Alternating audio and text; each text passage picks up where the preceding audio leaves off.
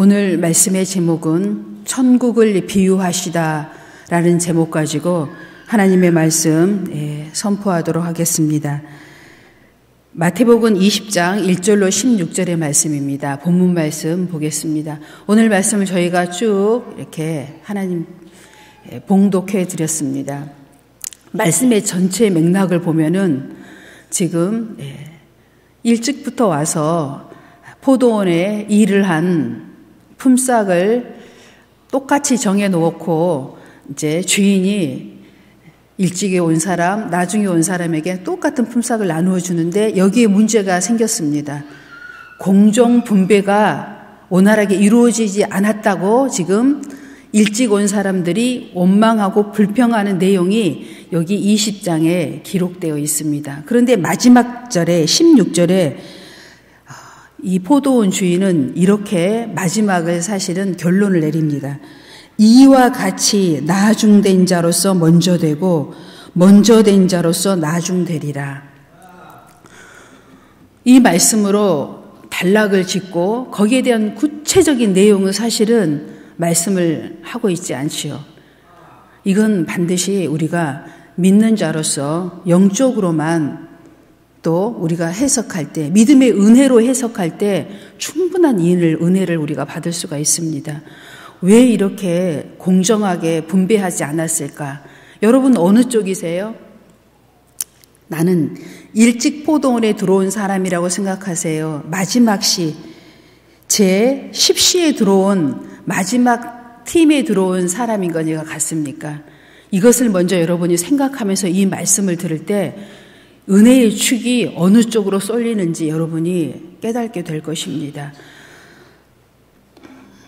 3절에 보면 제3시, 그 다음에 5절에 6시, 9시, 6절에 제10시 나옵니다. 이건 유대의 시간이죠. 우리나라 시간으로 얘기하면 제3시는 오전 9시를 얘기하고 있습니다. 9시, 12시, 3시, 5시입니다. 지금 우리가 보고 있는 지금 현대의 시계로 얘기하면 9시에 온 사람, 12시에 온 사람, 3시에 온 사람, 5시에 들어온 사람. 그러니까 이제 오늘 내용을 쭉 보면은 그 시골 지금 포도원이잖아요. 농경 사회이니까 여기서는 최소한 제가 보니까 한 6시까지는 일을 하는 것 같습니다. 오늘날 시계로 얘기하면 해가 질 때까지. 이제 이렇게 농부들이 일을 해보면 아시겠지만 한 여름에는 그것도 유대 땅에서 12시, 지금 우리 시계로 얘기하면 12시, 3시 사이에는 일을 하기가 좀 쉽지 않습니다. 왜냐하면 너무 무덥기 때문에, 우리보다 더 하겠죠. 그쪽은 날씨가 훨씬 온도가 높기 때문에 그것들을 감안하면서 여러분이 들으시면 은혜를 훨씬 받을 수 있습니다. 오늘 말씀은 제가 구속사적 해석으로 여러분에게 은혜를 나누어 보려고 합니다. 저는 오늘 이 말씀을 묵상하면서 그런 생각을 했어요. 나는 여기에 어느 부류에 속하는가 봤더니 제 10시, 오후 5시에 포도원에 들어온 사람이 아니련가라는 생각을 하게 됐습니다.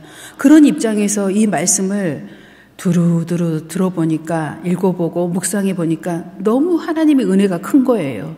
여기서 가장 큰 은혜를 받은 사람은 여러분 누구입니까? 마지막 타임 10시, 우리나라로 얘기하면 오후 5시에 포도원에 들어온 사람들입니다. 이 사람이 가장 하나님의 이 포도원 주인의 은혜를 받은 사람의 모습입니다. 우리는 엄밀히 따지면 여기서 손해본 사람은 딱 한 사람입니다. 주인입니다. 일찍 온 사람이 손해를 본 게 아니에요. 그런데 우리는 혹 우리 안에 이기적인 마음을 가질 때는 내가 9시에 들어온 걸로 착각할 수 있습니다. 그러나 우리 대부분의 사람들은요, 이 마지막 타임이라는 것을 은혜로서 우리가 알 수가 있습니다. 본문 말씀을 보면 그렇습니다. 포도원 주인이 3절에 제3시에 나가보니 장터에 놀고 있는 사람들이 또 있는지라. 그들에게 이르되 너희는 포도원에 들어가라. 내가 너희에게 상당하게 주리라 하니 그들이 가고 제6시, 9시에도 또 이같이 하고 제10시에도 그같이 하였는데 6절에 보면은 제10시에도 나가보니 서 있는 사람들이 또 있는지라 이르되 너희가 어찌하여 종일토록 여기 서 있느냐라고 물어봅니다. 마지막 타임에 있는 사람들에게도 물어보는데 이 사람들이 대답을 합니다. 7절에 보면 우리를 품꾼으로 쓰는 이가 없으니 나를 써줄 사람이 없다는 거예요. 어때요? 우리는 세상에 사실은 대부분의 사람들이 경쟁에 밀려있는 사람들입니다. 우리가 피라미드 모양으로 지금 사회 구조가 자꾸 가고 있잖아요. 보면은 정말 능력 있고 빨리 부름받고 하는 사람 아주 일부예요. 1%, 10%에 해당하고 거의 대부분의 사람들은 밑에, 저를 포함해서 대부분의 사람들은 아래쪽에 속해 있습니다. 경쟁에서 밀려나고 또 누가 나를 써주지를 않아요. 왜요? 부족하니까. 우리가 이걸 인정할 줄 알아야 합니다. 그런데 이 포도원 주인은 어떻게 하였습니까? 약속을 하잖아요. 오전에 오는 사람이나 오후에 오는 모든 사람에게 똑같은 품삯을 주겠다고 약속하고 포도원에 들여보냅니다. 이런 맥락으로 우리가 말씀을 들어보면은 한량없는 그 포도원 주인의 은혜를 우리가 생각하면서 말씀을 들을 수가 있어요. 이게 바로 하나님의 구속의 은혜의 입장에서 말씀을 해석해 하고 있는 부분입니다. 이 말씀을 누가복음에서는 또 이렇게 표현해 주고 있습니다. 누가복음 우리 말씀 보겠습니다. 7장 36절로 43절까지의 말씀인데 길어요. 그래서 제가 오늘 음성을 통해서 하나님의 낭독의 음성을 통해서 여러분과 은혜를 나누어 보려고 합니다. 36절부터 한 바리새인이 예수께 자기와 함께 잡수시기를 청하니 이에 바리새인의 집에 들어가 앉으셨을 때에 그 동네에 죄를 지은 한 여자가 있어 예수께서 바리새인의 집에 앉아 계심을 알고 향유 담은 옥합을 가지고 와서 예수의 뒤로 그 발 곁에 서서 울며 눈물로 그 발을 적시고 자기 머리털로 닦고 그 발에 입 맞추고 향유를 부으니 예수를 청한 바리새인이 그것을 보고 마음에 이르되 이 사람이 만일 선지자라면 자기를 만지는 이 여자가 누구며 어떠한 자 곧 죄인인 줄 알았으리라. 시몬아, 내가 네게 이를 말이 있다. 선생님, 말씀하소서. 빚 주는 사람에게 빚진 자가 둘이 있어 하나는 500데나리온을 줬고 하나는 50데나리온을 줬는데 갚을 것이 없으므로 둘 다 탕감하여 주었으니 둘 중에 누가 그를 더 사랑하겠느냐? 내 생각에는 많이 탕감함을 받은 자니이다. 내 판단이 옳다. 아멘. 우리 모두는 오늘 말씀을 대할 때 정말 숙연해질 수 있습니다. 500데나리온과 50데나리온의 빚진 자가 있습니다. 그런데 그 채권자가 500데나리온을 그냥 탕감해 주었습니다. 50데나리온을 탕감해 주었습니다. 누가 큰 은혜를 얻었습니까? 그 채권자에게 500데나리온의 빚을 진 자가 더 은혜를 얻은 것이지요. 오늘 본문으로 다시 돌아와서 보면은 이와 같다는 것입니다. 늦게 비록 들어왔지만 한 데나리온은 하루 품삯을 기준하고 있습니다. 오늘날로 얘기하면 최하 8만 원에서 그 능력대로 하겠지만 요즘에 8만 원 받는 농사꾼은 없더라고요. 최하 15만 원. 그렇죠? 네, 15만 원이더라고요. 지금 시골 하루 품삯이 무슨 아침부터 해 질 때까지 일하겠지요. 품삯인데 오늘 본 것처럼 하나님께서는 우리에게 이 말씀을 늘 말씀하고 계셔. 우리가 이 경쟁 사회에 살아가고 있지만 빚진 마음으로 하나님께 가장 많이 탕감받은 마음으로 우리가 이 세상을 대하고 사회를 대하고 교회를 대하고 우리가 소속해 있는 모든 공동체, 가정 이런 마음으로 우리가 대해 나갈 때는 어때요? 천국과 같은 내가 가는 곳은 천국과 같은 곳이 되지요. 이 주인처럼 내가 조금 손해보면 되는 것입니다. 그런데 우리는 어때요? 이런 마음을 절대 갖지 않아요. 이 첫 번째 9시에 이 아침에 일찍 9시에 포도원에 들어온 이 사람의 심령을 늘 가지고 우리가 살아가려고 합니다. 공정한 분배 탁탁 잘라서 이만큼 했으니까 이렇게 해주세요.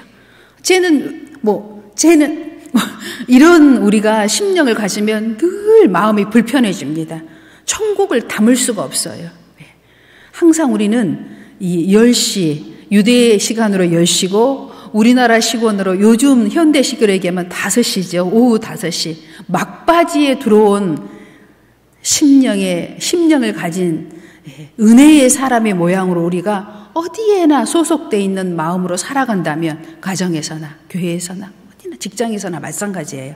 그렇게 살아갈 때 정말 풍성한 천국을 소유하고 또 천국을 나누어주고, 근데 이런 마음을 가지면요 상상도 할 수 있는 여유로움의 평강이 있기 때문에 우리가 내고자 하는 그 열매보다 30배, 60배, 100배의 결실을 낼 수가 있습니다. 그런데 마음이 강팍해지면 일이 잘 손에 잡혀지지가 않는 거지요. 굳이 얘기하면 그래요. 이건 마지막 결산이기도 하잖아요. 아마 제 생각에도 그래요. 우리가 나중에 천국에 다 부름받아서 이제 하나님의 심판대가 아니라 우리는 하나님 앞에 상금을 받는 그런 자리에 서게 되겠지요. 그 중에 유대인도 있을 것이고 헬라인도 있겠지요. 우리도 그 헬라인 안에 속합니다. 이방인도 있겠죠. 그런데 분명히 주님께서 우리에게 똑같은 상금을 허락하실 때 유대인들이 꼭 그럴 것 같아요. 아니 어떻게 우리하고 저 이방인이 똑같이 하나님 앞에 대우받을 수 있겠습니까? 라고 얘기 꼭 할 것 같아요. 그러면 주님께서 이렇게 얘기하시겠죠. 내 것을 가지고 내 뜻대로 할 것이 아니냐. 내가 선함으로 내가 악하게 보느냐. 이와 같이 나중된 자로서 먼저 된 자로서 나중되리라. 이 말씀을 하나님께서 하실 것 같아요. 우리도 하나님 앞에 설 날을 기억해야 합니다. 반드시 이 날이 곧 다가옵니다. 정말 시간이 유수와 같이 흘러가고 있습니다. 우리가 왜 이 땅에서 천국이 없을까? 왜 나에게는 이렇게 강팍한 시간만이 계속 다가올까 생각하면 끝없는 시간이, 고통의 시간이 연속됩니다. 오늘 여러분은 마음을 다 주님 앞에 내려놔 보십시오. 나는 10시에 마지막 차에 주님 앞에 부름받은 은혜의 사람이다. 그래서 나는 하나님께 가장 큰 은혜를 받은 사람이다. 그런 모습으로 지금부터 신앙생활 한다면, 가족 안에 구성원이 된다면, 직장 안에 구성원이 된다면 여러분은 누구에게나 사랑받고 내 안에는 평강이 넘쳐나는 그리스도인의 모습으로 살아가게 될 줄로 믿습니다. 오늘 마지막 말씀입니다. 로마서 5장 20절입니다. 율법이 들어온 것은 범죄를 더하게 하려 함이라. 그러나 죄가 더한 곳에 은혜가 더욱 넘쳤나니. 아멘. 내 스스로가 나는 하나님께 가장 은혜를 많이 받은 사람이라고 생각하는 사람은 가장 행복한 사람입니다. 우리가 요즘에 자꾸 행복론에 대해서 얘기를 해요. 어떻게 살아야 행복한 것인가? 탤런트 신에라가 자기 신앙 간증을 하는데 이런 얘기를 하더라고요. 중학교 때 처음 교회를 나갔고, 이제 그러다가 시집이 좀 하다가 진짜 자기가 신앙생활을 하기 시작한 건 20이 넘어서라고 얘기하더라고요. 그리고 결혼을 해서 달라는 가정을 가졌대요. 남들 보기에도 그렇고 자기가 보기에도 다 가졌대요. 그런데 한 개도 기쁘지 않았대요. 행복하지 않았대요. 자기는 그때 하나님을 만날 기회라고 생각했겠죠. 다시 하나님 앞에 깊이 나와 하나님을 만나기 시작했대요. 그리고 자기가 이렇게 은혜로운 사역자, 거의 사역자로 살아가고 있더라고요. 사역자의 자리에 선 것은 하나님과의 동행, 교감, 순종을 통해서 자기는 지금 너무너무 행복하대요. 다시 태어나도 자기는 하나님의 사역을 자기 삶의 제1순위로 삼을 거라고 하더라고요. 우리가 정말 행복하게 살 수 있는 길은요, 우리가 보여지는 이 물질의 세계가 아니라는 것이죠. 우리 안에는요, 영혼의 공간이 있습니다. 이 공간은요, 이 물질 세계의 것으로 절대로 채울 수가 없습니다. 반드시 영혼의 것으로 채울 수, 하나님의 영혼의 세계로 채울 수밖에 없어요. 그 공간은 절대적으로 하나님만이 채워줄 수 있는 공간이 따로 있습니다. 여러분 꼭 기억하셔야 돼요. 내가 왜 이렇게 공허하지? 내가 다 가진 것 같은데, 내가 이만하면 된 것 같은데 왜 행복하지 않지? 라는 생각을 하고 계신다면 지금 여러분의 영혼의 공간이 비어져 있기 때문입니다. 보여지는 이 물질의 세계를 뛰어넘는 영적인 세계, 4차원의 세계, 하나님의 세계, 것으로 여러분을 채워보십시오. 더할 나위 없는 기쁨과 행복이 물밀듯 찾아오게 될 줄로 믿습니다. 저는 늘 이런 공허감이 올 때마다 우리 목사님을 제가 늘 생각을 합니다. 초등학교 때 공허했대요. 그때부터. 어떻게 초등학생이 공허할 수 있냐? 제가 늘 지금도 물어봐요. 어떻게 초등학생이 공허할 수가 있을까? 난 그것이 이해가 안 돼. 난 늘 제가 그렇게 얘기해요. 뭘 좀 알고 공허하지. 어떻게 초등학생이 그게 공허할 수가 있냐니까. 자기는 초등학교 때부터 공허했대요. 삶의 의미가 없더래요. 그건 왜 그랬을까요? 일찍이 하나님이 구별된 마음을 주셨기 때문이겠지요. 절대적 하나님의 은혜이지요. 뭐가 잘나서가 아니에요. 뭘 했기 때문이 아니죠. 우리는 이 목사님의 은혜의 한 면만 봐도 절대적 하나님의 구속의 은혜에 대해서 우리가 볼 수가 있습니다. 우리는 하나님의 절대적 은혜로 구원받은 존재들입니다. 앞으로 또 구원받을 존재들입니다. 우리의 의라고는 일도 없습니다. 꼭 기억하십시오. 항상 어디에 있든 하나님의 100%의 하나님의 절대적 의로 말미암아 십자가의 공로로 우리가 구원받았다는 사실. 가장 마지막에 부름받아서 그 은혜에 참여했다는 사실을 기억하시고 은혜 받은 자이건 그렇지 못한 자이들을 바라볼 때 늘 우리 안에 평강이 있어서 하나님의 일을 넉넉히 하게 될 줄로 믿습니다. 마음이 급하면요, 일이 잘 안 되고 일을 그르치게 되더라고요. 여러분도 다 해보셔서 알잖아요. 여유가 있을 때 이 일의 완성도가 높아지는 것 같아요. 여러분, 늘 그리스도께서 주시는 평강을 가지려면 어떻게 해야 돼요? 하나님의 은혜를 기억해야 합니다. 십자가의 공로를. 그렇게 될 때 언제 어디에서나 우리는 넉넉한 은혜자로서 살아가게 될 줄로 믿습니다. 기도하겠습니다. 하나님 아버지,